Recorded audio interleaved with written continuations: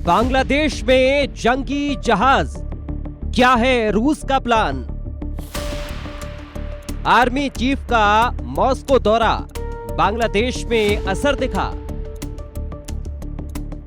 रूस ने भेजे जंगी जहाज, रणनीति में होंगे बदलाव। मॉस्को दौरे का असर, चीन की बढ़ी टेंशन।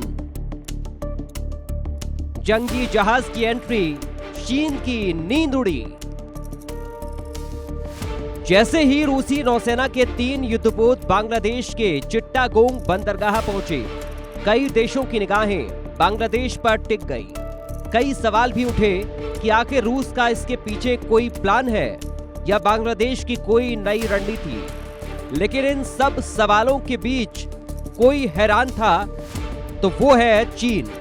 अगर किसी की नींद उड़ी तो वो है ड्रैगन, क्योंकि शेख हसीना की सरकार गिरने के बाद और मोहम्मद यूनुस के सत्ता संभालने के बाद से ही बांग्लादेश की सरकार का झुकाव चीन की तरफ रहा है। ऐसे में बांग्लादेश में रूसी जंगी जहाजों की एंट्री से चीन का हैरान होना लाजमी है। रूस के क्षेत्रीय प्रभाव को बढ़ाने की दिलचस्पी के बीच ये कदम बांग्लादेश की विदेश नीति में रणनीतिक बदलाव का संकेत है। बांग्लादेश की सेना चीन पर निर्भरता कम करना चाहती है। ऐसे में उसने रूस की तरफ हाथ बढ़ाया है। रूस की नौसेना के 3 युद्धपोत रविवार को बांग्लादेश के चटगांव बंदरगाह पर पहुंचे। ये दौरा इसलिए खास माना जा रहा है क्योंकि कुछ दिन पहले ही बांग्लादेश के सेना प्रमुख जनरल वकार उज़्ज़मा ने रूस का दौरा किया था।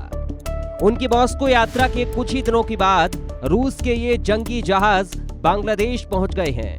बांग्लादेश की नौसेना के जहाज बीएनएस खालिद बिन वालिद ने उनका स्वागत किया। ये जहाज 4 दिन तक चटगांव पे रहेंगे। अब तक माना जा रहा था कि बांग्लादेश की सेना का झुकाव पूरी तरह चीन की ओर है, लेकिन रूस के युद्धपोतों का आना दिखाता है कि बांग्लादेश अब चीन पर पूरी तरह निर्भर नहीं रहना चाहता। वो रूस जैसे दूसरे बड़े देशों के साथ भी रिश्ते मजबूत करना चाहता है।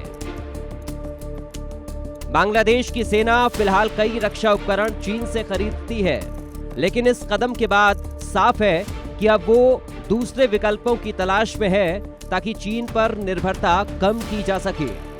चीन को इससे परेशानी हो सकती है क्योंकि रूस की म्यांमार में पहले से ही मौजूदगी है और अब बांग्लादेश में भी उसका प्रभाव बढ़ रहा है। आपको बता दें कि बांग्लादेश के सेना प्रमुख वकार उज़्ज़मा हाल ही में 4 दिन की रूस यात्रा पर थे। वहां उन्होंने सरकार के मंत्रियों और सैन्य अधिकारियों से मुलाकात की और हथियार बनाने वाली फैक्ट्री का दौरा भी किया। रूस पहुंचे जनरल जमान ने सैन्य सहयोग पर चर्चा की थी। बांग्लादेश की ये नई रणनीति दिखाती है कि वो बड़ी ताकतों के बीच संतुलन बनाने की कोशिश कर रहा है। ऐसे में ये देखना दिलचस्प होगा कि चीन, रूस और बांग्लादेश के रिश्ते आगे कैसे बदलते हैं।